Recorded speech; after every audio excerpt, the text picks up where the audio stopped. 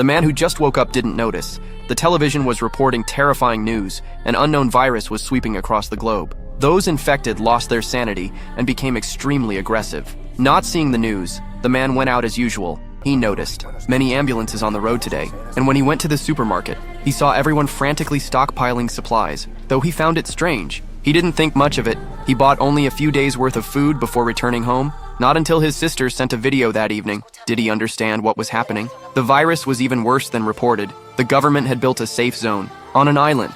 The man immediately booked a flight to leave, but while waiting in line to board, the ticketing system suddenly failed. Then all flights were canceled because the virus was spreading too rapidly. The country had implemented martial law prohibiting anyone from leaving. Everyone began to panic. He called his sister for help. She told him to go home and wait while she sent someone to get him. But upon returning, he found the city's transportation had collapsed. Everyone was fleeing for their lives, seeing people everywhere. He abandoned his car and walked home. When he arrived, he found soldiers guarding his neighbor's house. He saw his neighbor being tied up and taken away. Clearly, his neighbor had been infected with the virus. The next day, he went to the supermarket for supplies, only to find the shelves completely empty. Just as he left, he saw a police officer running toward him. Then the officer locked himself in a room. People around screamed and scattered. Suddenly, an infected person tackled a police officer. He grabbed a stick, wanting to help, but in the next second,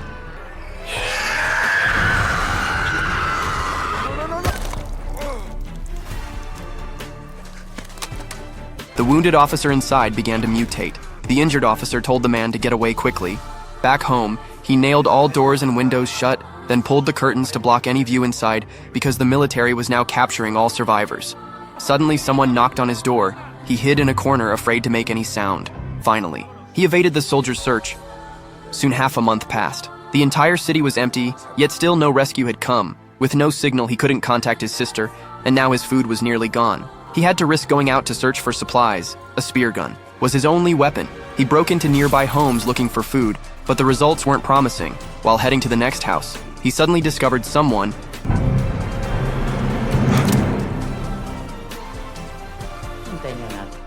an elderly woman couldn't evacuate due to her disabled legs. Following her guidance, he found many supplies and unexpectedly discovered a motorcycle. With transportation, he collected plenty of supplies. They helped each other survive for some time, but as nearby resources were gradually depleted, they soon ran out of food again. That night, woman told him she heard on the radio about a survivor camp. The man was very excited. He said he would help her escape together.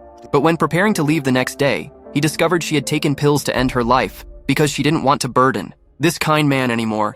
He could only head to the coordinates from the radio alone. But arriving there, he found the place had fallen.